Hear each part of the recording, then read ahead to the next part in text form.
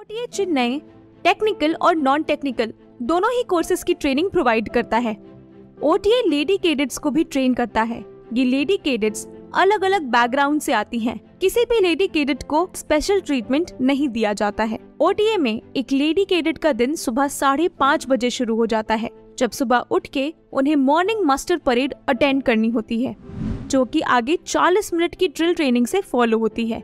फिर ब्रेकफास्ट सुबह 7 से 8 के beach schedule होता है। उसके बाद कैडेट्स को सुबह 8 से दोपहर 1 तक रेगुलर अफेयर्स जैसे कि ट्रेनिंग, एकेडमिक्स और स्विमिंग में इन्वॉल्व रहना होता है। उसके बाद कैडेट्स के पास समय होता है अपनी डेली वर्क फिनिश करने का, या फिर कुछ चूजन कैडेट्स को सीनियर से रगड़ा मिल रहा होता है। फिर उसके बाद इवनिंग गेम्स शाम 3 से 5 बजे तक कंडक्ट होते हैं। शाम 5 से 7:30 तक लेडी कैडेट्स सीनियर के डिस्पोजल पे होती हैं। फिर रात 7:30 से 9:30 के बीच डिनर सर्व किया जाता है, जहां सारे कैडेट साथ में खाना खाते हैं। फिर रात में 9:30 से 11 बजे का टाइम सीनियर्स द्वारा अनऑफिशियल रगड़ा या फिर डेली एनालिसिस के लिए रखा जाता है। और फिर 11 बजे रात में लाइट्स ऑफ हो जाती हैं ताकि कैडेट्स एक अच्छी नींद ले सकें। Throughout the training lady cadets का शेड्यूल लगभग यही रहता है और ग्रेजुअली सारे कैडेट्स इस शेड्यूल को लाइफ का इनसेपरेबल पार्ट बना लेते हैं। This is how lady cadets are trained in officers training academy Chennai. ओटीएच्या या सगळ्या लेडी कैडेट्ससाठी आपण जोरदार टाळ्या देऊया। सो आपल्याकडे आलेले आहेत मेजर मैत्रेयी दांडेकर। आपलं 4थी पर्यंतचं शिक्षण दापोली येथे झालं आणि 5वी पासून आपण राणी लक्ष्मीबाई सैनिक शाळेतून शिक्षण घेतलं। नंतर आपण फर्ग्युसन कॉलेजमधून झुऑलॉजी या विषयात पदवी घेतली। बायोडायव्हर्सिटी या विषयात पदव्युत्तर शिक्षण घेत असताना सैन्यात जायची आपली पॅशन आपल्याला स्वस्थ बसू देत नव्हती। दरम्यान ऑफिसर्स ट्रेनिंग अकॅडमी चेन्नईमध्ये आपलं सिलेक्शन झालं आणि आपण तोच पर्याय निवडून तिथे प्रशिक्षण पूर्ण केलं। लेफ्टनंट म्हणून आपण इंडियन आर्मीच्या सर्व्हिस कोअरमध्ये रुजू झालात आणि पॅशन टू ॲक्शन हा प्रवास सुरू झाला। आसाम, अरुणाचल प्रदेश, उत्तराखंड, राजस्थान, जम्मू अशा विविध ठिकाणी आपल्या कर्तृत्वाचा ठसा आपण उमटवलात। आपल्या दैदिप्यमान कारकिर्दीस आमचा मानाचा मुजरा टाळ्यांनी मुजरा देऊ।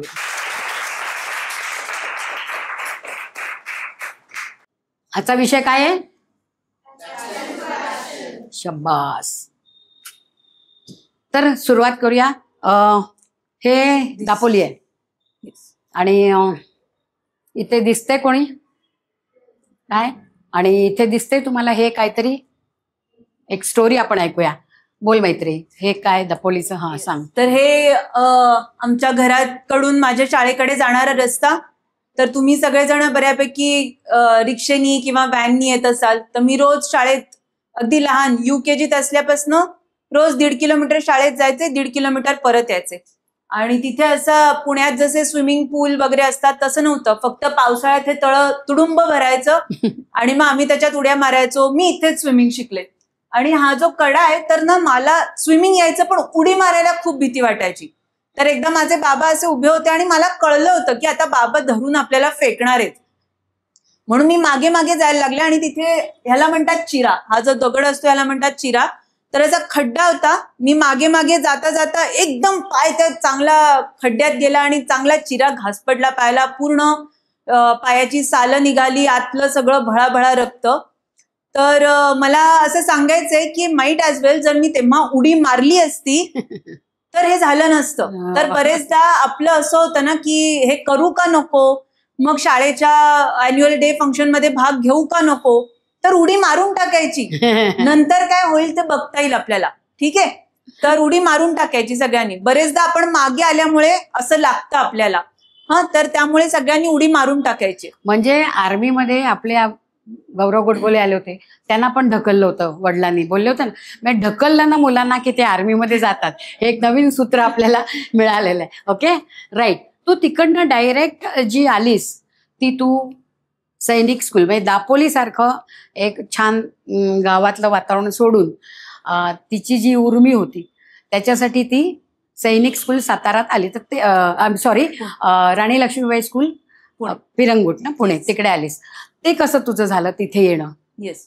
तर 1999 मध्ये कारगिलचं युद्ध झालं, तुम्ही ऐकलं असेल सगळ्यांनी. तर माझ्या बाबांचे मित्र त्यांनी त्या म्हणजे माझ्या शाळेवर फिल्म बनवली होती आणि समोर ते युद्ध म्हणजे टीव्हीवर तेव्हा न्यूजमध्ये यायचं. तर तेव्हा मी ठरवलं होतं की आपण आर्मीमध्ये जायचं. So at the age of 9 मी डिसाईड केलं होतं की आपण आर्मीमध्ये जायचं. आणि त्याच्यानंतर त्याच वर्षी माझ्या बाबांचे मित्र त्यांनी माझ्या शाळेवर एक डॉक्युमेंटरी फिल्म बनवली होती, ती मी बघितली.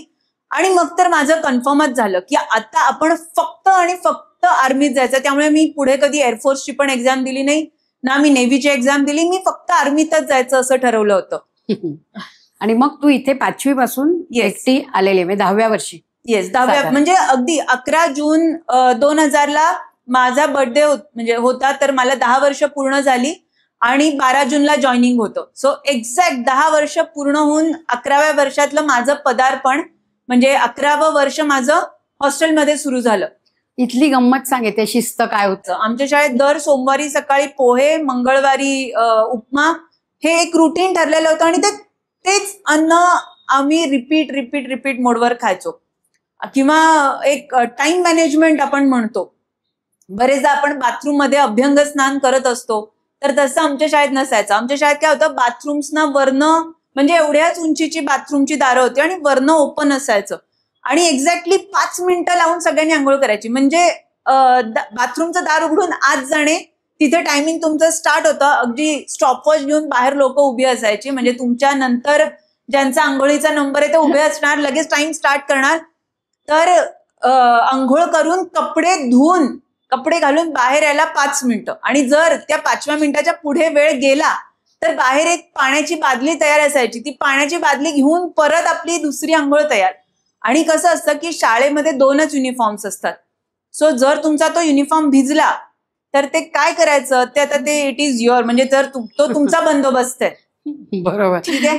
म्हणजे इथे तू फिजिकल ट्रेनिंग केलंस. येस. शाळेमध्ये तुला मेंटली प्रिपेअर झालेली होती. टाइम मॅनेजमेंट आणि स्टडी पिरियड. तर आम्हाला रोज संध्याकाळी फक्त 1 तास अभ्यासाला मिळायचा आणि एक इफेक्टिव्ह स्टडी टेक्निक कसं असतं ते आम्ही शाळेत शिकलो. म्हणजे अगदी 10वीत असताना सुद्धा जानेवारी 12 पर्यंत आमच्या रोज ground activity, sports activity, drill, parade, PT सगळं चालू असायचं. पण ही जी 1 तास इफेक्टिव्ह अभ्यास करण्याची सवय लागली ती पुढपर्यंत. मग ती आम्ही कशी केली, तर आम्ही टॉयलेटच्या दारांच्या मागे सगळी मॅथ्सची हे लिहून ठेवायचो, फॉर्म्युलाज लिहून ठेवायचो. बाथरूमच्या दाराच्या मागे सायन्सचे फॉर्म्युलाज लिहून ठेवायचो. ठीक आहे. So it is effective study. तुम्ही थोडाही वेळ वाया न घालवता मग आम्हाला आमच्या सरांनी सांगितलं की छोट्या चिट्स बनवायच्या. मग पीटीला आम्ही पळत चाललोय, फॉलिन आहे, फॉलिन चालू आहे आणि रिपोर्टिंग टाइम मध्ये जो काही 2-3 मिनिटाचा वेळ असेल त्याच्यात मला जो क्वेश्चन येत नाहीये एखाद्या विषयाचा तो मी लिहून घेऊन जाणार, तो वाचून काढणार. This is how you manage time. 24 तासच आहेत, कुणालाच 1 मिनिट एक्स्ट्रा मिळत नाही. ओके. सो टाइम मॅनेजमेंट हा एक आपल्याला टी मिळाला है ना. आपले सीईडी काय वेगवेगळे येत आहेत ना आपल्याकडे अजून. तू तिकडनं त्या शाळेतल्या शिस्तीतनं 10वी पास झाली आणि then you landed in Fergusson college. Yes. आता मला काय हवंय की एवढ्या शिस्तीत इथली 10वी पर्यंतची मुलं वाढत नाहीत, बरोबर. तू फर्ग्युसन मध्ये गेल्यावर तिथे तर मग बरिस्ता, वैशाली आणि असं सुरू झालं असेल. तुझं कसं होतं फर्ग्युसन मध्ये? येस. तर शाळेत 10वी पर्यंत तर आम्हाला बॉयकटच होता. मग बाहेर आल्यावर मी बघितलं, अरे मुली वेगवेगळे हेअरकट पण करतात, चांगले क्रॉप टॉप्स आणि काय जीन्स बीन्स पण घालतात. तर मला तर याची काही सवयच नव्हती. आणि मग कुठे रुपालीतच पार्टी करतायत, कुठे वैशालीतच पार्टी करतायत. पण शाळेमधलं ट्रेनिंग जे मिळालं होतं ते असं होतं की आय ऑलवेज चोज BMCCचं स्पोर्ट्स ग्राउंड ओव्हर बरिस्ता. आणि मी रोज संध्याकाळी तिथे रनिंग करायला जायचे किंवा प्रत्येक संडेला जेव्हा लोक आरामात उठायची, टाइमपास करायची, तेव्हा मी सकाळी उठून 6 वाजता NCC साठी जायचे. राईट. म्हणजे ती तुझी शिस्त तू फर्ग्युसन मध्ये सुद्धा तुला खुणवत होतं. वैशालीपेक्षा तिला BMCCचं ग्राउंड खुणवत होतं. ही जी पॅशन टू ऍक्शन आपण जाणार आहोत, बरोबर. सो ही पॅशन कशी पुढे तिची लीड होते ते बघा. मग तू तिकडनं पोस्ट ग्रॅज्युएशनसाठी तिकडे गेलीस. येस. पण तुझं तसं तिथे जास्त रमली नाहीस तू. मग तू काय कुठल्या परीक्षा कसं? तर ग्रॅज्युएशन करतानाच मी कंबाईंड डिफेन्स सर्व्हिसेस एक्झाम नावाची परीक्षा दिली, जी की UPSC कंडक्ट करते. मग ती एक्झाम मी क्लिअर झाले आणि मध्ये जो वेळ होता तर म्हणलं आपण टाइमपास करण्यापेक्षा चांगलं काहीतरी शिकूयात, म्हणून मग मी बायोडायव्हर्सिटीला ऍडमिशन घेतली गरवारे कॉलेजमध्ये. आणि ते पण एक खूप छान अनुभव होता. आम्ही ताडोबा नॅशनल पार्कला गेलो, कारण मला प्राण्यांमध्ये पण खूप इंटरेस्ट होता, म्हणून मी झुऑलॉजी घेतलं होतं. आणि आम्ही खूप वेगवेगळ्या झाडांबद्दल शिकलो, जे की मी पुढे नॉर्थ ईस्ट मध्ये गेल्यावर मला उपयोगी पडलं. प्रत्येक शिक्षणाचा पुढे फायदा होतो, प्रत्येक शिक्षणाचा पुढे फायदा होणार आहे. पण अल्टिमेटली तू शेवटी ऑफिसर्स ट्रेनिंग पण ती जाताना तुला परीक्षांमध्ये फेल्युअर आली किंवा काय असं होतं? ओके. सो असं नसतं की तुम्ही सैनिक स्कूलमध्ये गेलात म्हणजे तुम्ही आर्मीत जाणार असं शुअर आहे का, तर असं नाही. कारण मी 6 वर्ष सैनिक स्कूलमध्ये ट्रेनिंग केलं. नंतर NCC मधून सुद्धा एक एंट्री, तुम्ही डायरेक्ट इंटरव्ह्यूसाठी जाऊ शकता, म्हणून मी NCC पण घेतलं. सो जे जे पॉसिबल ऑप्शन्स मला आर्मीत जाण्यासाठी करावं लागणार होतं ते मी सगळं केलं. तर फर्स्ट अटेम्प्टला मी रिटर्न एक्झाम क्लिअर झाले. मग जो इंटरव्ह्यू असतो त्याला म्हणतात सर्व्हिसेस सिलेक्शन बोर्ड असतं, ते इंटरव्ह्यू तुमचा घेतात. आणि हा खूप एक मोठी प्रोसिजर असते, त्याच्यामध्ये 3 स्टेजेस असतात. सो पहिली स्टेज क्लिअर झाले, सेकंड स्टेजला मी नाही क्लिअर झाले, आउट केलं मला. आणि तिथे आपण म्हणतो ना ह्युमिलिएशन काय असतं ते तुम्हाला खूप प्रेमाने दाखवून देतात. म्हणजे तुम्ही तो रिझल्ट जेव्हा डिक्लेअर करतात तेव्हा तुम्ही जिथे राहत असतात ती जागा ते लॉक करतात आणि सगळ्यांनी कॉरिडॉरमध्येच बॅग ठेवायच्या. रिझल्ट अनाऊन्स झाल्या जर जे लोक फेल होतात त्यांनी लगेच बॅग उचलायची, समोर बस लागलेलीच असते, लगेच बसमध्ये बसायचं आणि घरी जायचं, चालू पडायचं. येस. तर तू OTA मध्ये मग अल्टिमेटली किती साली? सेकंड अटेम्प्ट मध्ये मी ही सगळी प्रोसिजर क्लिअर केली, पण वॅकेन्सीज 30च होत्या आणि सिलेक्ट झालेल्या मुली 70 ते 80 होत्या आणि I was 39th in the merit. आणि मी बघितलं तर 35th मुलगी जी होती तिला पण जॉईनिंग लेटर इश्यू झालं होतं. सो तो आपण म्हणतो ना तोंडाशी आलेला घास पडतो, ते तसं झालं. मग मी परत थर्ड अटेम्प्ट रिटर्न एक्झाम दिली. थर्ड अटेम्प्ट मध्ये सुद्धा मी मेरिटमध्ये 33rd होते आणि वेकन्सी 30च होत्या. पण म्हणतात ना लक फेवर्स ब्रेव्ह, तर ते तसं झालं. माझ्या आधीची जी एक मुलगी जी 31 नंबरची मुलगी होती ती दुसऱ्या एका एंट्री मधून तिने जॉईन केलं आणि जी 32 नंबरची मुलगी होती तिचा हात फ्रॅक्चर झाला. मी आपल्या सहज तिला तेव्हा फेसबुक होतं तर मी विचारलं की तू हीच आहेस का, तुला जॉईनिंग लेटर मिळालं का? तर ती म्हणली की माझा हात तुटलाय, मी जॉईन होत नाहीये, तुला आर्मी हेडक्वार्टर मधनं फोन येईल. आणि मला फोन आला 16 एप्रिल 2013ला मला आर्मी हेडक्वार्टर मधनं फोन आला, जस्ट अ वीक. आणि 25 एप्रिल 2013ला मी या गेटवर उभी होते. अरे वा, क्या बात आहे. म्हणजे आपण गेल्या वेळेला म्हटलं होतं ना, कोशिश करने वालों की कभी हार नहीं होती. तो इन्होंने कोशिश करते रहे आणि अल्टिमेटली त्यांना ती तिकडे पोचल्या. बरं, तू OTA मध्ये गेल्यानंतर तुमचं स्वागत, लेडी कॅन्डिडेट म्हणजे लय भारी स्वागत झालं असेल ना? हे जे गेट दिसतंय ना तुम्हाला, हे मेन गेट आहे ऑफिसर्स ट्रेनिंग अकॅडमी चेन्नईचं. आणि या गेट पासून जस्ट एक 100 मीटर बार्बर शॉप आहे जिथे तुमचे केस कापतात. तो आमचं स्वागत आमच्या बार्बरनी केलं. ज्या लोकांचे लांब, सगळ्यांना हेअरकट कंपल्सरी आहे. प्रोबॅबली तुझ्यापेक्षा लहानच केस होते आमचे, आता तुम्ही बघालच फोटो. आमचं स्वागत बार्बरनी केलं. ज्यांच्या अशा मोठ्या वेण्या होत्या त्यांचे इथून वेणी कापली आणि मग पालीची शेपटी कशी पडते खाली, त्याच्या लोकांच्या शेपट्या खाली पडल्या. मला फक्त एवढंच हवंय की हे करताना किती प्रचंड दुःख झालं असेल ना, मुली रडल्या असतील ना, कारण हे बऱ्याच मुली रडल्या. जिथून ती आली तिथून ह्या अशा पद्धतीने बाहेर येणं, मुळात आपलं केसांवर केवढं आपण प्रेम करत असतो ना, ते पहिलंच तुमचं ते प्रेम. म्हणजे अशा गोष्टींमध्ये प्रेम करायचं नाही, पुढे कशावर प्रेम करायचं ते सांगेलच आपल्याला. पण अशा रीतीने तुझा हा OTAचा हे झाला. पण तुझ्या बरोबरच्या मुली रडल्या होत्या. आम्ही वी वर 63 ऑफ अस, म्हणजे मुली, आणि पैकी मी एकटीच सैनिक स्कूल मधली होते, त्यामुळे मला सवय होती की लहान केस असण्याची. पण बाकी अशाही मुली आल्या होत्या की ज्या मिस इंडिया कॉन्टेस्टसाठी ज्यांनी पार्टिसिपेट केलं होतं, तर ज्या फॅशन इंडस्ट्रीमध्ये होत्या अशाही मुली आल्या होत्या. All right. तर असं काही नसतं की तुम्ही कराटे शिकलात किंवा असं झालं, म्हणजे तुम्ही स्विमिंग शिकलात किंवा हे जे वॉरियर कॉम्बॅट गेम्स आहेत ते तुम्ही शिकलात म्हणजेच तुम्ही आर्मीत जाल का, तर नाही. It is all your mental fitness. म्हणजे मला तुझं तेच हवंय की ओटीए मध्ये तुम्हाला एक, आपण ती मगाशी क्लिप बघितली बरोबर, 3:30ला सुरू, आणि त्यात एक रगडा शब्द ऐकला. आपण रगड्यावर चटणी बनवतो, म्हणजे आपल्या घरी नाही आहेत सध्या, पण हॉटेल्समध्ये रगड्यावर चटणी बनवतात आणि ती देतात आपल्याला. आपल्याला हाच रगडा माहिती आहे. हे इथे तुम्हाला रगडा म्हणजे काय, रगड्यावर चटणी बिटणी काय काय रगडा ते पुढच्या ह्याच्यात दिसेलच आपल्याला. हा, पण ते काय असतं रगडा म्हणजे? हा, आला बघा रगडा. तोपर्यंत मला तो विषय घ्यायचाच आहे. ही मी राणी लक्ष्मीबाई गर्ल्स सैनिक स्कूल, जे मी तुम्हाला सांगितलं की 10वीत असे, हा 12 जानेवारी 2006चा फोटो आहे आणि एक्झाम कधी असते, फर्स्ट वीक ऑफ मार्च मध्ये. ठीक आहे. तर हा इव्हेंट होता युवा दिन, म्हणजे 12 जानेवारीला स्वामी विवेकानंदांची जयंती आपण साजरी करतो. तर हा त्याचा फोटो आहे आणि तेव्हा गरवारे कॉलेजच्या ग्राउंडवर vice admiral doctor Punita Arora, Param Vishisht Seva medal, त्या आल्या होत्या. आणि she is the first woman officer to reach lieutenant general rank.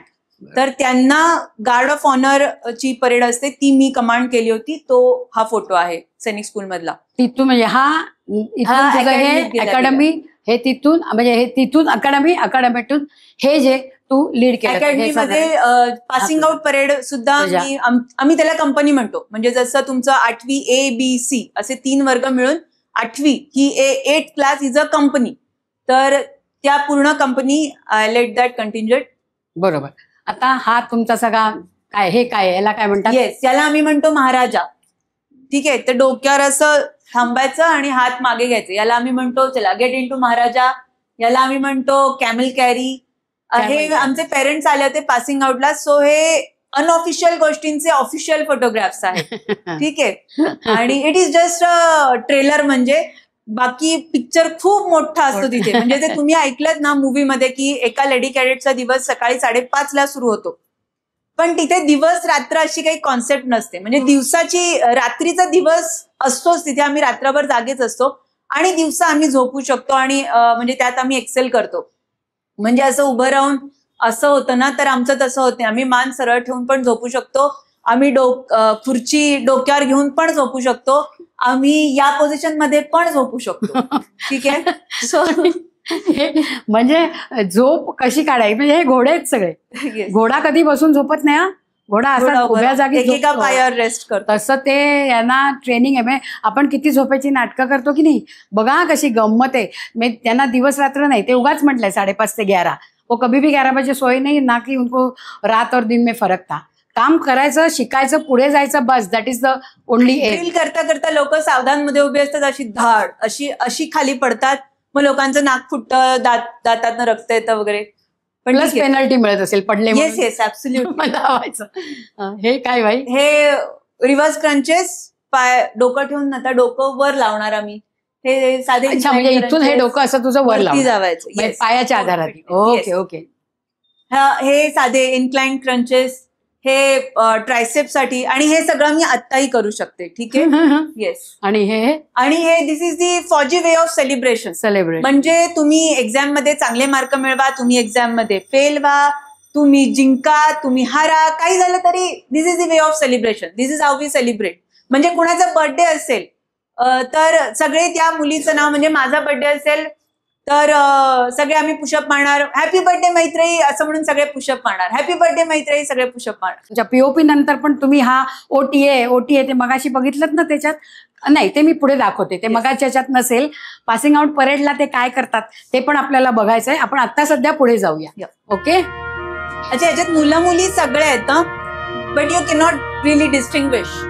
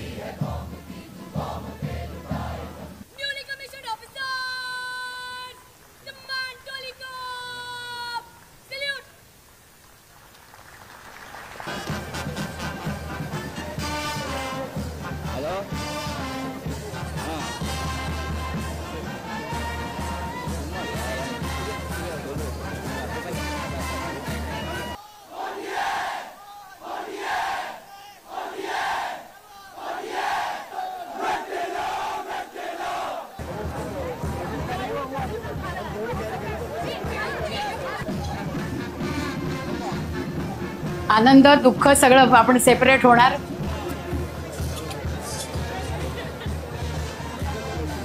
Proud parents of the girl.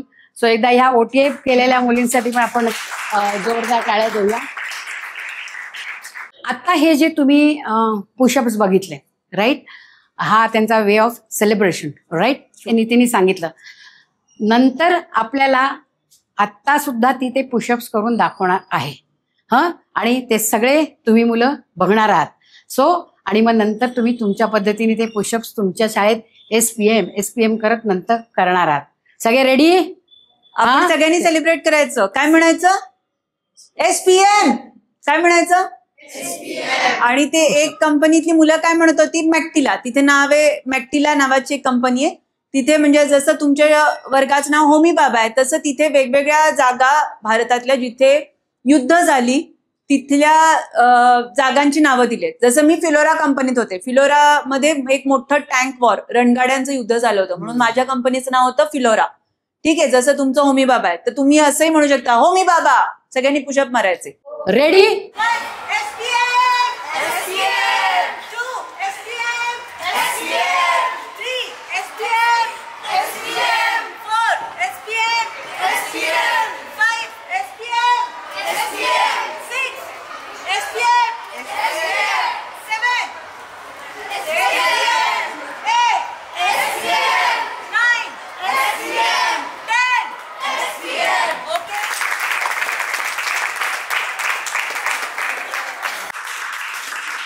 So आपण आता इथे जाऊया. Yes I did it. हा येस आय डिड इट कशासाठी घेतलाय हे जर आपण थोडं वेलकम हिअर. काय झालं होतं NCCचं? तर मी सैनिक स्कूलमध्ये असताना जसं सांगितलं from 5th standard to 10th standard मी ड्रिलसाठी मला तयार केलं गेलं. तुम्ही आधीचा एक फोटो बघितला जेव्हा मी परेड कमांडरही होते शाळेमध्ये है ना. पण असं होऊन सुद्धा जेव्हा मी ग्रॅज्युएशनमध्ये RD परेड NCC मध्ये जॉईन केलं आणि तेव्हा RD परेड असते, रिपब्लिक डे परेड, जी तुम्ही सगळे 26ला टीव्हीवर बघता राईट. तर तो RD परेडच्या सिलेक्शनसाठी मी गेले. मी म्हणलं सर मी सैनिक स्कूलमध्ये 6 वर्ष ट्रेनिंग केलंय, मी परेड कमांड केली आहे. तर ते म्हणले नाही तुझी हाईट लहान आहे त्यामुळे तू नाही येऊ शकत. तर मला याचं खूप वाईट वाटलं. बट आय टूक it with a pinch of salt आणि मी पुढे गेले. मग आर्मी जॉईन केली. आर्मी म्हणजे ऑफिसर्स ट्रेनिंग अकॅडमी मधला पण तुम्ही फोटो बघितला जेव्हा मी माझी कंपनी लीड करत होते. आणि त्याच्यानंतर 2015 मध्ये पहिल्यांदा first ever in the history of republic Kartavya Path all women contingent मी मार्च केलं होतं आणि there I got the opportunity to lead the contingent. Okay. आणि हे या टोटल किती होत्या? 144 फिमेल ऑफिसर्स होत्या. So I got this opportunity. आणि लेफ्टनंट जनरल अनबू तेव्हा वाईस चीफ होते आणि त्यांच्या हस्ते मला वाईस चीफ ऑफ आर्मी स्टाफचं कमेंडेशन कार्ड मिळालं. सो मला इथे हे सांगायचंय तुम्हाला की your physique cannot control your passion. म्हणजे जे आपण बरेचदा म्हणतो ना स्पेशली मुलींना असतं की मी उंचच असलं पाहिजे मग आपण हिल्स घालतो, तर त्या सगळ्याची काही गरज नाहीये. ऑलराईट. उंची आपल्या ह्याच्याने वाढवा, कर्तृत्वानी उंची ती वाढते तुमची उंची राईट. You R. सो कुठल्याही नकारानंतर आपलं संपलं बाबा असं नाही. हे आपण सतत ऐकतोय. गेली 4 सेशन्स आपण हेच ऐकलं आणि हे पण एक त्याचं ज्वलंत उदाहरण तुमच्या समोर दिसलेलं आहे राईट. की कधीही नकाराने खचून जायचं नाही. जोरात म्हणा, जायचं जोश नाही. जोश चाहिए ना. हा. आता तुझी तिची जेव्हा आम्ही बोलत होतो तेव्हा एवढा गठ्ठा होता सर्टिफिकेट्सचा. म्हणजे मग आपल्याला असे किती सेशन्स 10 सेशन्स करावे लागले असते. सो मी त्यातलं अगदी चुनिंदा घेतलेत. हे काहीच नाही आहेत खरं तर, तिने खूप काय काय केलेलं आहे. पण आपण हे तुम्हाला सांगूया की हे पहिलं सर्टिफिकेट तुझं हे क्रॉस कंट्रीचं ऑफिसर्स ट्रेनिंग अकॅडमी मधलं सर्टिफिकेट आहे. तिथे क्रॉस कंट्री नावाचा इव्हेंट असतो Wien in you run 10 kilometres आणि तिथे डोंगराळ भाग असतो, खडकाळ रस्ता असतो, तिथून तुम्हाला रूट मार्क केलेला असतो, तिथून तुम्हाला पळायचं असतं. आणि याची सुरुवात कुठे झाली? मी सैनिक स्कूलमध्ये असताना आमच्या शाळेमध्ये 5 किलोमीटर क्रॉस कंट्री होती. ठीक आहे. सो जर शाळेत तुम्ही कुठल्याही स्पोर्ट्समध्ये असाल प्लीज कंटिन्यू इट. ठीक आहे. हे सगळ्यांनी करत राहायचंय. हे आहे horse riding. Yes, same horse riding मध्ये सुद्धा ऑफिसर ट्रेनिंग अकॅडमीमध्ये मला फर्स्ट प्राइज मिळालं. याची सुरुवात कुठे झाली? सैनिक स्कूलमध्ये. आमच्या शाळेमध्ये तेव्हा जे पण चीफ गेस्ट यायचे तर त्यांना आम्ही घोड्यावरनं सल्यूट द्यायचो, किंवा मी शाळेच्या रायडिंग टीम मध्ये होते. शो जम्पिंग आणि टेंट पेगिंग, म्हणजे हातात भाला घेऊन जमिनीवरची वस्तू आपण उचलायची असते घोड्यावर बसून. ठीक आहे, तर त्या इव्हेंटमध्ये पण मी होते आणि त्याचा फायदा मला ट्रेनिंगच्या वेळेस झाला. पण मला सांग की त्या घोड्यावर तू बसणार बरोबर, Yes. आता त्या घोड्याला तू आवडली पाहिजेस, नाही तर ते मग ते कसं तुम्ही मॅनेज करता? तर घोड्याचं घोडा हा अतिशय हुशार प्राणी असतो आणि त्याला आवडतं की आपल्याला कोणीतरी कंट्रोल करेल, कारण घोडा आपण कशाचं सिम्बल मानतो? सिम्बल ऑफ पॉवर आणि स्ट्रेंथ, राईट? तर त्या घोड्याला खूप समजतं बरं का की माझ्यावरती बसणारा रायडर हा माझ्यासारख्या ताकदीच्या प्राण्याला कंट्रोल करू शकतो का? तर जेव्हा आपण घोड्याच्या जवळ जातो तेव्हा दोन्ही रेन घोड्याच्या आपण हातात घ्यायच्या, त्याच्या मानेवर असं थापटायचं आणि घोड्यावर पटकन बसायचं. तो घोडा तुम्ही जेव्हा बसायला जाल ना तेव्हा तो घोडा नक्की हलतो. ठीक आहे, सो तिथे तुम्ही तुमचं क्विक दाखवलं पाहिजे ऍक्शन, की पटकन रिकीबमध्ये पाय ठेवून दुसऱ्या पायाने पटकन जम्प करून तुम्ही घोड्यावर बसायचे. आणि तुमच्या पायाची ग्रिप ती किती स्ट्रॉंग आहे, ती किती टाईट आहे, यावरून त्या घोड्याला बरोबर कळतं की माझ्यावरती बसलेला जो कोणी रायडर आहे तर तो किती कॉन्फिडंट आहे आणि तो मला कंट्रोल करेल का. जर त्याला जराशी सुद्धा शंका आली तर तुम्हाला ढकलून देतो खाली. ठीक आहे, म्हणजे कंट्रोल करणारा Yes. त्या घोड्याला आवडतो. आणि घोड्याचं एक वैशिष्ट्य आहे की तो अतिशय सेन्सिटिव्ह पण आहे ना ग. जरा जरी काही आता मला आठवते की मी गुलमर्गला साध्या घोड्यावर आपण बसतो तशी बसले होते, पण माझ्या पर्सचं त्याला ते लेदर लागलं की तो त्याला सेन्स वेगळा होता. त्यांनी 2 पाय वर केले, आमची पळापळ झाली सगळी. पण सच अ सेन्सिटिव्ह अॅनिमल आणि तेवढंच पॉवरफुल, पण ते कधी बसत नाही. आणि ते जर कधी त्याला हे I don't take it otherwise, पण घोड्याला जर धावता आलं नाही ना तर त्याला विश्रांती देतात, कारण त्याचं आयुष्य धावण्यासाठी आणि उभं राहण्यासाठीच आहे. सो दी हॉर्स पॉवर आहे. आणि त्या हॉर्सेसना आपण एक सलाम करूया, कारण त्यांनी खूप मोठं काम आतापर्यंतच्या युद्धांमध्ये आपण ऐकणार आहोत केलेले आहोत, घोड्याचे. त्याच्याबद्दल ऐकणारच आहोत. बरोबर. हिमाचल प्रदेश आणि हे येस, हे 13,500 जेव्हा 13,500 फीट आम्ही त्या हाईटवर जाऊन क्लाइंब केलं होतं. दिस वॉज बेसिक माउंटेनिंग कोर्स, जो मी 10वी नंतरच केला होता. आमच्या शाळेतनं आम्हाला घेऊन जायचे. तुमच्या शाळेत सुद्धा अशा काही ऍक्टिव्हिटीज असतील, आय एम शुअर. त्या सगळ्या ऍक्टिव्हिटीमध्ये छान पार्टिसिपेट करा आणि प्रत्येक ऍक्टिव्हिटी ही तुम्हाला पुढच्या कुठल्या ना कुठल्या येणाऱ्या चॅलेंजसाठी प्रिपेअर करणार आहे. त्यामुळे या सगळ्या ऍक्टिव्हिटीज मध्ये पार्टिसिपेट करायचं. हे एक जसं मी तुम्हाला म्हणलं की माझ्या बरोबरीची मुलं कॉलेजला असताना जेव्हा बरिस्ता आणि इकडे पार्टी करायला जायची तेव्हा मी अशा ऍडव्हेंचर रेस करायचे. This was enduro 3 race, adventure race of 200 kilometres, जिथे 120 किलोमीटर सायकलिंग होतं, 80 किलोमीटर ट्रेकिंग रूट होता, 400 मीटर्स ऑफ राफ्टिंग आणि 200 metres of swimming Panshet dam मध्ये. ठीक आहे, सो मी आणि नुसतं असं नाहीये, तर I was the youngest participant and winner. म्हणजे it was a team event, तिघांची टीम असते. सो आमची टीम विनिंग टीम होती. आणि you are the youngest participant. So ते पण एक हे तुझं एनसीसी सी सर्टिफिकेट. हा माझा SSB इथे आहे, चेस्ट नंबर 21. तर हा SSBचा फोटो असतो. जेव्हा तुम्ही ज्या पहिल्या 3 स्टेजेस असतात SSBच्या, त्या क्लिअर झाल्यावर जेव्हा तुम्ही मेडिकलसाठी रेकमेंड होता तेव्हा तुम्हाला ही प्लस साईन मिळते. याच्या आधी जेव्हा तुम्ही हे चेस्ट नंबर्स घालता, नंबर लिहिलेले ते घालता, त्याला तेव्हा तिथपर्यंत ठीक असतं. पण जेव्हा तुम्ही ही प्लस साईन येते ना, तो आनंद एक वेगळाच आनंद असतो. बरोबर. आणि हे पण पुढे काय? हा माझं परत शाळेमध्ये असताना आम्हाला कराटे कंपल्सरी होते आणि सो 10वीत असतानाच मला ब्लॅक बेल्ट म्हणजे एक्झाम दिली होती आणि ब्लॅक बेल्ट मिळालं. राईट. आता आपण तुझ्या कमिशनवरून तू बाहेर पडलीस as a lieutenant, right? So आपण आता जरा त्याच्यावर जाऊया. तुझं पहिलं पोस्टिंग कुठे झालं? Will come here after. Yes. माझं पहिलं पोस्टिंग आसाममध्ये झालं, जिथे लिकाबाली नावाचं एक छोटंसं गाव आहे आसाममध्ये. तिथे झालं. आणि आमचं बटालियन हेडक्वार्टर आसाममध्ये होतं, पण माझं जे काम होतं तर ते अरुणाचल प्रदेशमध्ये होतं. तर मी आर्मी सर्व्हिस कोर मध्ये होते, ज्याचं म्हणजे तुम्ही असं म्हणू शकता की जर इंडियन आर्मी सकाळी उठत असेल तर ती आमच्यामुळे उठते.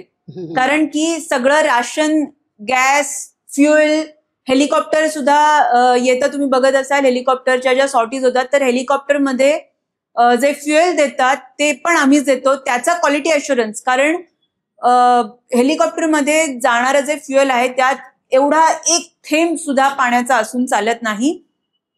तर समजा सकाळी 6 वाजता हेलिकॉप्टर येणार असेल तर मला सकाळी 5 वाजता हेलिपॅडवर जायला लागतं. हेलिकॉप्टर येण्याची जागा, हेलिकॉप्टर टेक ऑफ होऊन जाण्याची जागा, तिथे कुठली झाडं नाहीयेत ना हे बघायला लागतं. तो रस्ता त्याचा क्लिअर आहे ना, किंवा हे जे मी तुम्हाला फ्युएलचं सांगितलं की त्याच्यामध्ये पाणी असून चालत नाही, तर या सगळ्या टेस्ट सकाळी जाऊन करायचे असतात. तर हे सगळं काम आर्मी सर्व्हिस कोरचं असतं. तर हे काम माझं म्हणजे आमचं अरुणाचल प्रदेशमध्ये होतं. आणि तिथे एक ब्रिगेड होती आणि I was the only female in 3000 main. तर मुलींनी was a leader of 3000 main. Leader in the sense की आम्हाला अन्नदाता म्हणतात, कारण की त्यांचं राशन फौज मतलब फौज पेट पे चलती है, राईट. पैरोफेनी पेट पे चलती है. जर पोटात अन्न असेल तरच ते लढू शकणार आहेत, राईट. आणि हे त्यांचं पोट भरायचं काम हे आम्ही करतो आर्मी सर्व्हिस कोरमध्ये. आणि तिथे आमचा एक छोटीशी टीम होती, जे की आम्ही राशन येणं, ते डिस्ट्रीब्यूट करणं, त्याचं काउंटिंग करणं, याला म्हणजे तुम्ही एक kind of sense of responsibility म्हणू शकता. So at the age of 25 I was handling crores of money. ठीक आहे. तर म्हणजे आजकाल मी बरेचदा बघते कॉलेजमधली मुलं अशीच इकडे तिकडे काय वॉलेटच पडलं, हेच पडलं, पण तिथे आम्ही we are responsible for crores of money. आणि ते खूप एक महत्वाचं सामान असतं. ठीक आहे. तर त्याची सिक्युरिटी हेही आमचंच काम आहे. तर त्याच्यानंतर तुझी जी पोस्टिंग झाली ती उत्तराखंड. त्याच्यानंतर उत्तराखंडला पोस्टिंग झाली. उत्तराखंड नंतर मग मी राजस्थानला पोस्टेड होते. राजस्थानला मी कमांड शूटिंग टीम मध्ये, मी इंडोर पिस्टल शूटिंग पण केलेलं आहे. अनफॉर्च्युनेटली त्या वर्षी करोना आला, त्यामुळे या सगळ्याच कॉम्पिटिशन्स कॅन्सल झाल्या. त्याच्यानंतर माझं पोस्टिंग गँगटॉकला होतं, सिक्कीम मध्ये. तुम्ही बघितलं असेल की आपल्या भारताच्या नकाशात वरती एक छोटंसं राज्य आहे, तर त्या ठिकाणी माझं पोस्टिंग होतं. तिथे नाईट कॉन्वॉय घेऊन जायचा होता. ठीक आहे. एक थोडं थांबवते तुला. इन बिटवीन तुम्ही प्रेमात पडून लग्न केलं मॅडम. हा, ते कुठल्या पोस्टवर असताना ते लिकाबाली न निघता लग्न केलं. आणि लग्नाला ही बहू म्हणजे हिला ऍक्सेप्ट कोणी केलं तर सर्वनाल, कर्नल सर्वनाल, त्यांचे जे कमांडिंग ऑफिसर होते ते मला वाटतं तुला बघायला आले. आणि त्यांनी अप्रूव्ह केलं, ये मेरे बंदे के लिए परफेक्ट वाईफ आहे. गंमत बघा कसं कुटुंब आहे. एक कमांडिंग ऑफिसर हा फादर लाईक फिगर असते. आणि त्यांनी जेव्हा सर्वनांना ते ओळखत होते, तिच्या मिस्टरांचं नाव आहे कर्नल सर्वनाल, तर त्यांना ते ओळखत होते. आणि मग त्यांनी सांगितलं ये तुम्हारी मॅच आहे. पण तेव्हा ते कॅप्टन आणि ही लेफ्टनंट होती. तेव्हा जेव्हा ते भेटले ते, आणि यू गॉट मॅरिड कॅप्टन असताना तू लग्न केलं. आताचा पुढचा जो जर्नी होता तिचा, तो सगळं लग्न केल्यानंतरचा, त्याच्यानंतरचं आलेलं मातृत्व आणि त्याच्यानंतर मुलाला वाढवत केलेल्या गोष्टी, ज्या तू आता सांगशील. गँगटॉकला तू काय केलंस? येस. सो गँगटॉकला नाईट कॉन्वॉय घेऊन जायचा होता. एक एक्सरसाइज म्हणजे युद्धाची प्रॅक्टिस ज्याला म्हणतो तसं चालू होतं. आणि नाईट कॉन्वॉय म्हणजे ग्रुप ऑफ व्हेकल्स घेऊन तुम्ही जायचं असं. समजा लढाई लागली तर आपण काही दिवसा ढवळ्या जाणार नाही ना गाड्या घेऊन, will become a easy target, हो ना. सो रात्री गाड्या घेऊन जायचं होतं. अराउंड 20 मोठे ट्रक्स घेऊन जायचे होते, ज्याला आम्ही ALS म्हणतो, 7.5 टन. तर तेव्हा माझ्या कमांडिंग ऑफिसरनी विचारलं तू जाशील का? म्हणलं हो सर मी जाईन. मग ते स्वतःच म्हणले की अगं नाही पण मग तुझी मुलगी आहे. तेव्हा ती 3 वर्षाची होती. आणि गँगटॉक आहे 5000 फीटवर. जिथे आम्हाला जायचं होतं ती जागा होती 14,000 फीटवर. ठीक आहे. तर अशा जेव्हा ठिकाणी तुम्ही जाता तेव्हा तिथे श्वासाचे प्रॉब्लेम्स होतात, कारण ऑक्सिजनची कमी असते. ठीक आहे. सो ते म्हणले की पण तुझी मुलगी आहे, मग तू कशी जाशील? मी म्हणलं सर तिथे पण तर मुलं जन्माला येतातच, तिथे छोटी छोटी गाव आहेत, तिथे पण तर मुलं जन्माला येतात, राईट. मी म्हणलं मी जाईन, फक्त तुम्ही मला एवढं अलाव करा की मला माझ्या मुलीला सोबत घेऊन जाऊ देत. ते म्हणले ओके डन. मग मी तिला पण ट्रकमध्ये ठेवलं, मी पण ट्रकमध्ये बसले आणि आम्ही 3 वेळा नाईट कॉन्वॉयची प्रॅक्टिस केली. म्हणजे काहीही आयुष्यात अशक्य नाही. एक वन मोर डी दिमाग में डाल देना है, जो मी माझ्या फर्स्ट स्पीचला सांगितलं होतं. It's all mental. म्हणजे आम्ही अकॅडमीत काय म्हणतो, हे जे रगडापट्टी तुम्हाला सांगत होते ना, रात्रीचा दिवस दिवसाची रात्र, हे सगळं दिस इज ऑल मेंटल. मग फिजिकल काय, फिजिकल कष्ट तुम्हाला कुठे करायला लागतात? एनीवन? नाही, फिजिकल कष्ट अभ्यासात करायला लागतात. कारण की म्हणजे आम्ही म्हणतो everything is mental, only studies are physical. कारण की संध्याकाळच्या त्या एवढं दिवसभर रगडापट्टी खाल्ल्यानंतर संध्याकाळी 1 तासाचा स्टडी पिरियड तिथेही असतो आणि तिथे त्या चेअरवर बसायचं. अच्छा, बेड बाजूलाच असतो आपल्या, ठीक आहे, स्टडी पिरियड मध्ये तुमचं टेबल चेअर आणि बेड बाजूलाच असणार आहे. पण मग असं असताना सुद्धा तुम्ही चेअरवर बसायचं, डोळे उघडे ठेवायचे. हा, तर it's a task. You really have to struggle डोळे उघडे ठेवण्यासाठी. म्हणून आम्ही अकॅडमीमध्ये म्हणतो everything is mental, only studies are physical. Right. तुम्हाला बसून ते करायला लागतं. आणि एकच पटकन जाऊया वेळेच्या अचानक की मुलांना या तुम्हाला मेंटल टॉर्चरची सवयच नाही, म्हणजे ओरडणं माहिती नाही, किंवा आपल्याला आपण जरा कुरवाळतो ना मुलांना, असं नको त्रास होईल असं नाही. मॅडम तुम्ही पण हळूच बोलता मुलांशी, जास्त जोरात नाही बोल. त्याच्यामुळे ना थोडं आपण कमकुवत होतो असं मला वाटतं. कारण यांना अकॅडमीमध्ये जे त्यांना नाही आवडत तेच त्यांना दिमाखात करावं लागतं. त्याचं उत्तम उदाहरण आहे. सांग काय करायला लागतं. म्हणजे मी फिजिकली फिट होतेच अकॅडमीमध्ये, ह्या सगळ्या आधीचा प्रवास तुम्हाला सांगितलाय. तर मग माझ्या इन्स्ट्रक्टर्सना माहिती होतं की ही फिजिकली फिट आहे, हिला काय तुम्ही 10 किलोमीटर रूट मार्च द्या, नाही तर आम्ही त्याला बजरी पॅक म्हणतो. म्हणजे असं एक मोठी सॅक असते, त्याच्यात दगडविटा सगळं भरतात आणि ते लावून पाठीला. आणि जर तुमच्या इन्स्ट्रक्टरना वाटलं की एकानी समाधान नाहीये तर दोन्हीकडे लावायचं. So okay, so almost 40 kg घेऊन तुम्ही उभं असता तिथे. सो अशा पनिशमेंट हिला देऊन काही उपयोग नाही. मग त्यांनी काय केलं की म्हणजे पासिंग आउटच्या आधी OTA बॉल असतो, म्हणजे काइंड ऑफ पार्टी असते, तर त्याच्यात हिला रॅम्प वॉक करवायचं. सो मी आयुष्यातला पहिला रॅम्प वॉक पण तिथे केलं. आणि म्हणजे मी अगदी फक्त त्यांच्या पाया पडायची बाकी होती की मॅम तुम्ही मला रूट मार्च द्या, मी रोज रूट मार्च करेन, पण हे नका करायला देऊ. पण ते करायला लागलं. कानात लांब असं घालून मेकअप करून फर्स्ट टाइम मॅडमनी तो पण केला. हा तिला किती मेंटल टॉर्चर झाला होता, पण तो तिने दिमाखात केला. आणि there also she proved best. आहे ते ऍक्सेप्ट करत पुढे जायचं. थोडीशी दिमाग में डाल दो की आपल्या मनाविरुद्ध असेल ते सुद्धा कसं चॅलेंज स्वीकारायचं, हे इथून आपण शिकतोय. चॅलेंज आला, बरोबर, लक्षात ठेवा, तुम्ही लिहित जाय सगळ्या गोष्टी पुढे. अच्छा, ये बोलो. गँगटॉक नंतरचं माझं पोस्टिंग जम्मूला होतं. जम्मू तुम्ही ऐकलं असेल, सगळ्यांनी न्यूजमध्ये असतं, राईट. सो हे जे सगळं मेंटल टॉर्चर किंवा जे मी आतापर्यंत सांगितलं तुम्हाला, everything is mental, only studies are physical, तर त्यातला मेंटल पार्ट कुठे येतो, तर जेव्हा काही स्पेशल ऑकेजन्स असतात, 31 जानेवारी झालं, 15 ऑगस्ट झालं, 26 जानेवारी, तर अशा वेळी आमचे रात्रीचे ऑफिसर्स, म्हणजे आमचे ऑफिसर्स असायचे रात्री 12 ते सकाळी 9 असं आमचं ऑफिस असायचं. उलटं, रात्री आम्ही 11:45 ऑफिसला पोहोचायचो, मग 11:45 ते सकाळी 9 पर्यंत ऑफिसमध्ये बसायचो, मग परत दिवसाचं रुटीन सुरू करायचो. सो ज्याला आपण अहोरात्र काम म्हणतो तसं चालू असायचं. फौजी अहोरात्र काम करतात म्हणून आपण रात्री शांत झोपतो. एकदा आपल्या सगळ्या इंडियन आर्मीसाठी आणि ही तू आणि एवढं किलोमीटर केलं. हे आम्ही एक एक्सपिडिशन, सायकलिंग एक्सपिडिशन केलं होतं. ही माझी मुलगी इथे, ठीक आहे. सो आम्ही अटल टनेल मनाली मध्ये आहे, तिथून आम्ही वॉर मेमोरियल दिल्ली असं 1023 किलोमीटर्स अंतर हे आम्ही सायकलवर आलो. 10 दिवसात कम्प्लीट केलं होतं, वेरिन आम्ही रोज अराउंड 100 किलोमीटर सायकलिंग करायचो. आणि इथे पण तू एकटीच दिसते अगेन, या सगळ्यांमध्ये मी एकटी मुलगी होते. झाशीची राणी आहे ना, जोरदार टाळ्या देऊया तिला. आपल्याला अजून एका आपल्या आर्मी ऑफिसरला टाळ्या द्यायच्यात. कोण आहेत बरं ते? कोण असतील? अंदाजे हे कोण असतील हे दाखवते मी. सांगा मॅडम यांचं नाव. हे आहेत लेफ्टनंट कर्नल सर्वनंद, माझा नवरा. आणि हे जे मॅम तुम्हाला सांगत होत्या RD परेडचा फोटो, तेव्हा ते दिल्लीत पोस्टेड होते, सो आम्ही भेटू शकायचो. आणि हे जे RD परेडचं म्हणजे सेरेमनी होती तेव्हा त्यांचे कमांडिंग ऑफिसर स्पेशली सोबत आले होते चहा पोह्याचा कार्यक्रम करायला. तर त्यांनी तुझं सांगितलं, approve okay, झालेलं तुमचं approve sanction. झालं होतं, fine. आणि सर्वनाम इथे हे आता हे त्यांनी एक स्पेशल कोर्स केला होता, इन्सर्जन्सी कोर्स होता तो. तर त्याच्यामध्ये बघा, बेअर हँड कोंबडीला मारायचं आणि बेअर हँड सोलायचं. ठीक आहे. सो हातात काही नाही घेऊन जायचं, माणसाने नुसतं जायचं सर्व्हायव्हल.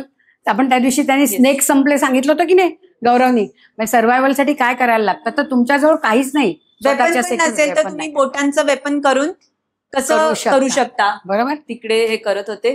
आणि हे त्यांचे सियाचीनला पोस्टेड होते. हे त्यांचं रूम, सियाचीनचं घर त्यांचं. आणि Siachen is the highest battlefield in the world. जगात अनेक थंड जागा आहेत, पण एवढ्या उंचीवर असणारं बॅटलफील्ड हे फक्त आणि फक्त भारतातच आहे. आणि आपण ते बघितलेलं होतं, सियाचीन ग्लेशियर्स सगळं तुम्हाला दाखवलं होतं. तिथे जनरली 3 महिने वगैरे लोक टेन्युअर घेतात, मॅक्स 6. पण यांना 1 वर्ष ते तिथे होते. त्यामुळे त्याच्यासाठी आपण कर्नल साहेबांना टाळ्या दिल्या. आणि त्या तू कर्नल साहेबांपर्यंत पोहोचव, आमच्या मुलांनी दिलेल्या टाळ्या.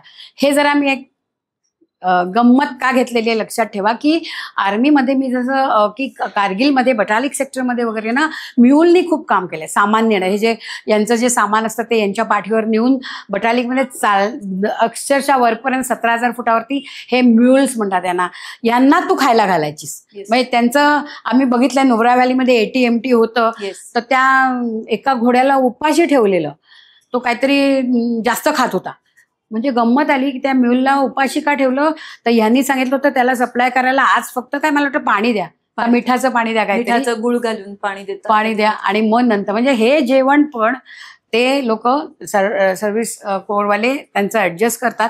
तर ह्या म्यूलची एक गंमत जरा ह्यांची सांगेल. तर हे जे म्यूल्स आहेत, म्हणजे मला काय आपण जनरली गाढव म्हणू शकतो, पण ही गाढव नाही, दीज आर ब्रेव्ह ॲनिमल्स, ज्यांनी म्हणजे जसं तुम्ही ऐकलं असेल न्यूजमध्ये वगैरे, ऑफिसर्सना किंवा माणसांना वेगवेगळे मेडल्स देऊन डेकोरेट करण्यात येतं. तसं आमच्या आर्मी सर्व्हिस कोरमध्ये एक पेडोंगी नावाचं म्यूल होतं, त्याला सेना मेडल मिळाले, जो की एक गॅलंट्री अवॉर्ड आहे.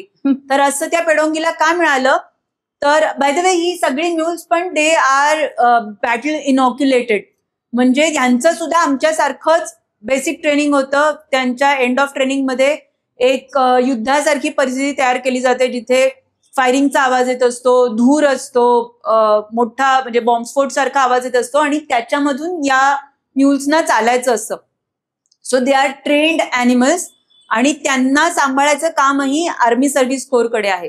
तर असं हे एक पेडोंगी नावाचं म्यूल आपल्या भारतामध्ये LOC वर डिप्लॉय होतं, लाईन ऑफ कंट्रोल, म्हणजे पाकिस्तानच्या आपल्या बॉर्डरच्या इथे डिप्लॉईड होतं.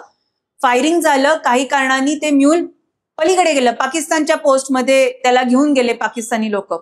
ठीक आहे. आणि त्याच्या पाठीवर मग बरेच सारं अम्युनेशन, वेपन्स त्यांनी ठेवली, आणि ते ठेवल्यावर त्या म्यूलला एक संधी मिळाली आणि ते म्यूल परत आपल्या भारतीय पोस्टवर परत आलं, आणि म्हणून त्या म्यूलला सेना मेडल म्हणजे गॅलंट्री अवॉर्डनी. आपण गेल्या वेळेला डॉग्स बघितले होते, बरोबर ना, ते पण किती हेल्प करतात. तसं या सगळ्या म्यूल्सना, म्हणून कोणाला गाढव म्हणायचं नाही, ते हुशार असतात. आणि गाढव म्हणलं तरी आपल्याला आनंद वाटला पाहिजे, आनंद वाटला पाहिजे. आता पेडोंगीची गोष्ट ऐकल्यानंतर. बरोबर आहे, राईट.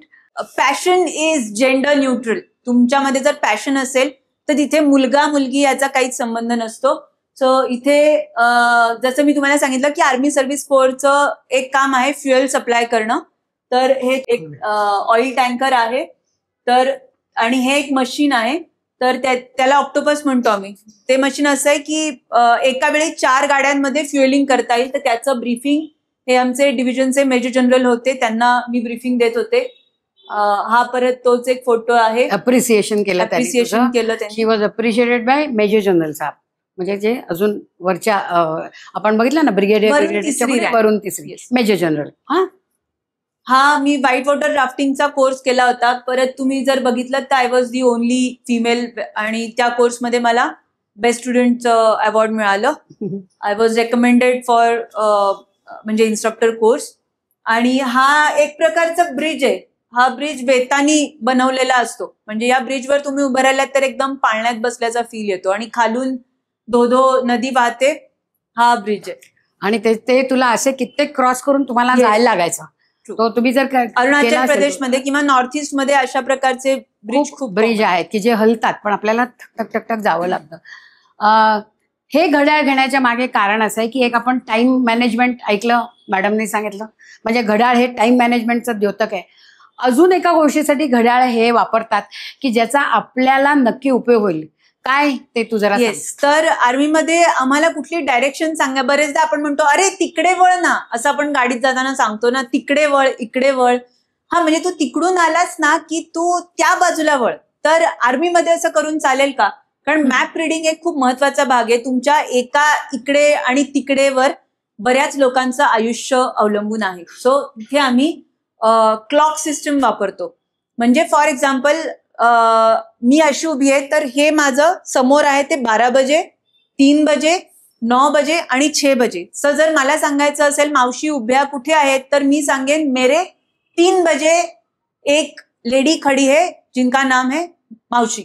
मेरे 9 बजे लेडी खड़ी है, उनका नाम है प्रिंसिपल. मेरे 10 बजे आपका नाम क्या है? आर्यन. मेरे 10 बजे आर्यन है. मेरे 2 बजे क्या नाम है आपका? गौरी. मेरे 2 बजे गौरी है. ठीक आहे. तर आपण एक पटकन एक हे करूया. गौरी उभी राहा तू. येस. सो मी तुझ्या किती वाजता उभी आहे? हा, बघ बरं, तुझं 12 कुठे येईल? एक्झॅक्टली समोर. मी कुठे उभी आहे? 2 o'clock. तुझं 3 o'clock एकदम असं येणार ना. तुझ्या 3 o'clockला तुझा क्लासमेट बसलाय. हा सगळा एक्सरसाइज तुम्ही आता करणार आहात. कुठेही सांगायचं असेल कोणाला तर 3 o'clock पोच, 2 o'clock पोच, बस काय 1 o'clock असं तुम्ही करा. हे नवीन आणि हे उत्तम आहे डायरेक्शनला. अरे तिकडे राईट टर्न मार, मग तिकडे लेफ्ट टर्न 3 होते दिल्लीला, 3 लेफ्ट टर्न्स होते. कसं जाणार माझा फौजी? हम लोग वो सर्कल में थे. तो फौजी को उसने बोला था नाही तुम 2 में जाओ.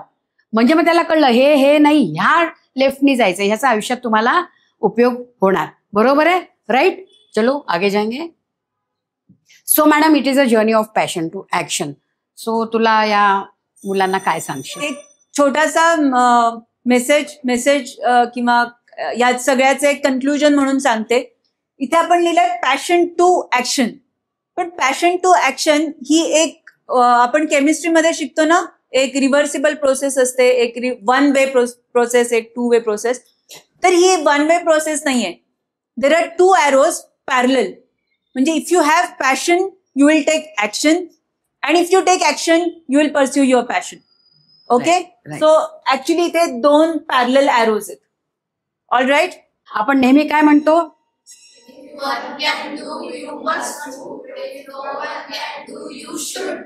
हा पॅशन टू ऍक्शनचाच प्रकार झाला ना ग. इन शॉर्ट हे आले, हे मुलं रोज म्हणतात आमची. सो त्यामुळे आता तुम्ही एक लक्षात ठेवा, तुमची काय पॅशन आहे ती तुम्ही आता आयुष्यात विचार करणार आहात. आता आपली 5 सेशन झालेले आहेत. आता हळूहळू तुमच्या लक्षात येईल आपल्याला काय करायचंय. पुढे अजून तुम्ही शिकाल. पण आपल्याला अचीव करायचं ध्येय हे आपण एनी हाऊ गाठू शकतो.